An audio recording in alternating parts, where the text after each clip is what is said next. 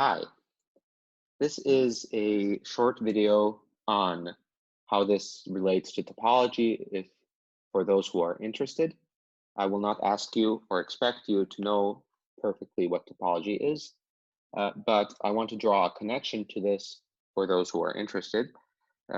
So the idea with topology is that one goes even beyond metric spaces XD to more complicated spaces. And the reason for this is that there exist interesting spaces that even come up in some applications where there is no natural metric. There doesn't always exist a natural metric.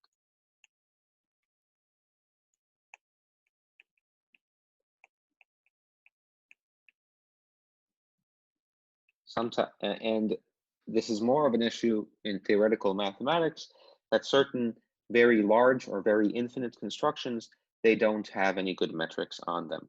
But they still have a notion, some of the notions of topology, like convergence. So one can still make, without a metric, one can still define convergence and open sets. We can still define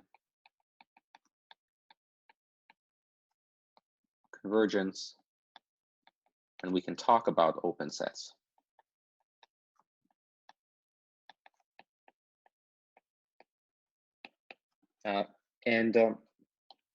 The open sets form the heart of topology, and indeed, topology, the definition of a topology is nothing other than a collection of open sets. So sets which are called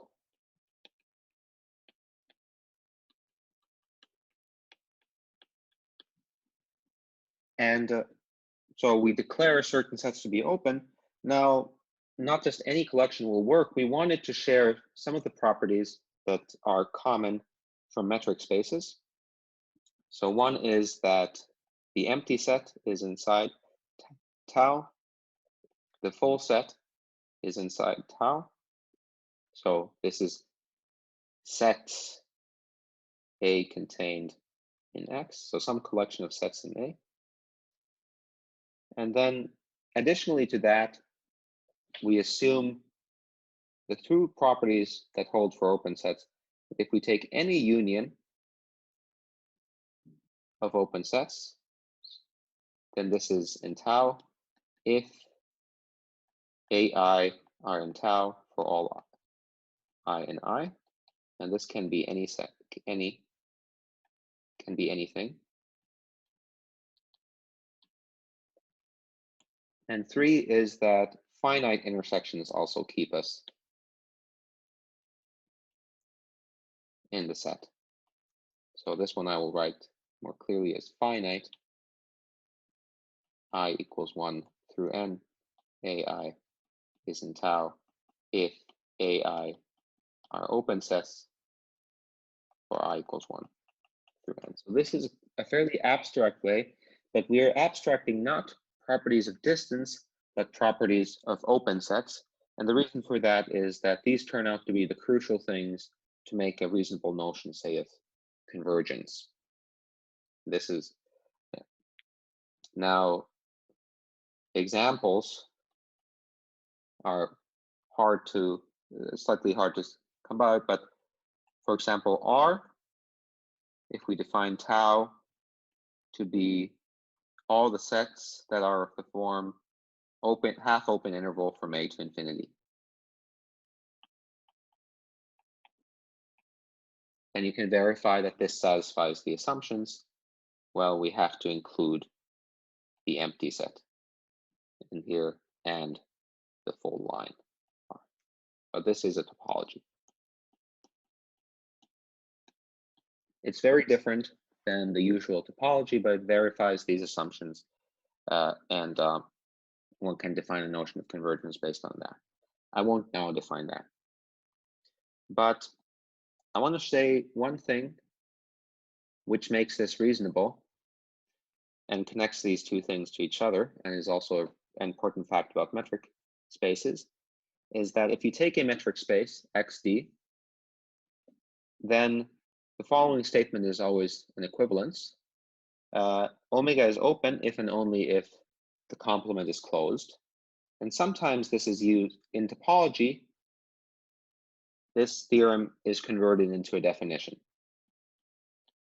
We call a subset Cx closed if its complement is open, that is, lies in tau. So this can be made into a definition. But this is something beyond this class and does not directly pertain to us. So, and this is one of the more useful ways of proving that a set is open. So I want to prove this. And this proof probably would be easier to write as a contrapositive, but to make it clearer, I'll write it as two implications. So omega open implies that the complement is closed. And this I will do by contradiction. And then similarly, we will do that if the complement is closed, this implies that omega is open, again, arguing by contradiction, even though this could be structured as a contrapositive proof as well. So omega is open, so let's assume that for every x in omega, there exists some delta positive such that bx delta is contained in omega. This is the definition of omega, being open. So we can assume that. And we want to conclude the complement is closed. So being closed means that if we assume that xn are elements is a sequence in omega complement, and limit n goes to infinity, xn exists and equals to x, then we would like to conclude that x is in omega complement. This is what we want to prove. That's the definition of being closed. So we assume that this is the case, and we derive that x is in omega prime. So suppose, for the sake of contradiction,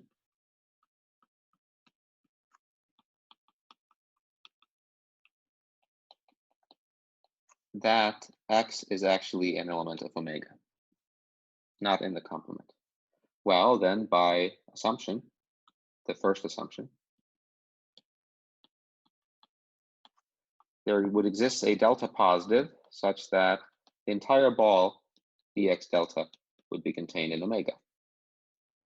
But, well, by definition of convergence, there would exist a capital N such that for all n bigger than or equal to n, the distance from xn to x would be less than delta. But then this means that xn would lie in bx delta for all n greater than or equal to n, because that's what the distance being less than delta means. And this would mean, by the subset relation, that xn is actually in omega. But xn is in omega complement for all n, so this is a contradiction, because e.g. x capital N will be in omega and x capital N will be in omega complement, and this cannot happen simultaneously.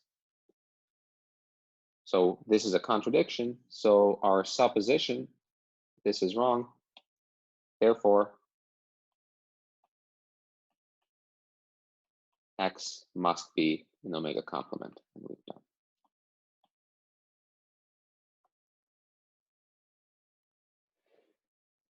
Now, the other direction, omega complement closed, implying that omega is open, well, let's proceed similarly. We have to state the definition. And the definition for us is that for every sequence in omega complement, such that a limit exists and is equal to some x, from these assumptions, we can conclude that x is an omega complement. Assume this. So we're assuming an implication like that. And we want to conclude that it's open. That is, for every x, there exists a delta such that the ball is inside there. Well, suppose not open.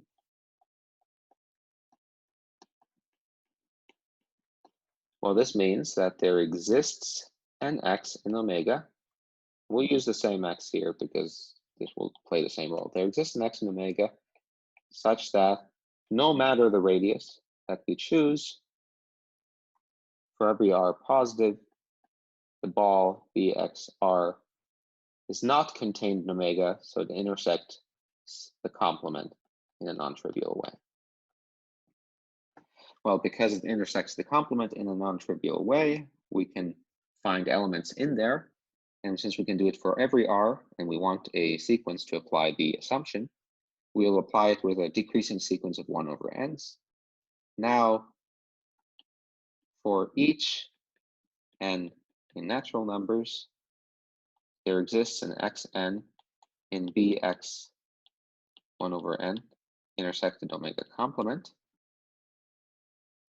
Choose such a sequence.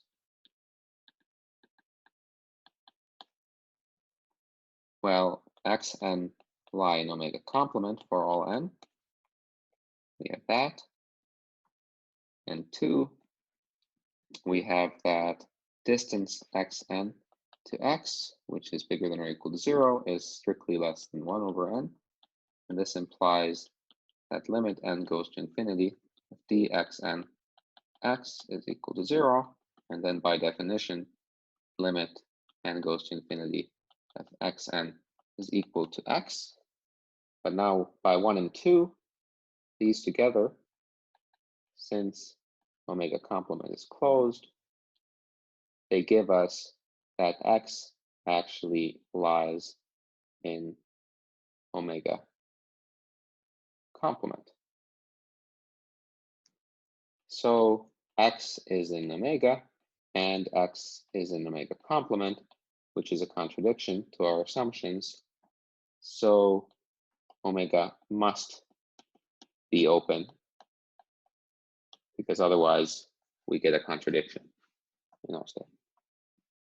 So both of these directions were done by starting from one direction or the other, and then using a contradiction of the statement involved.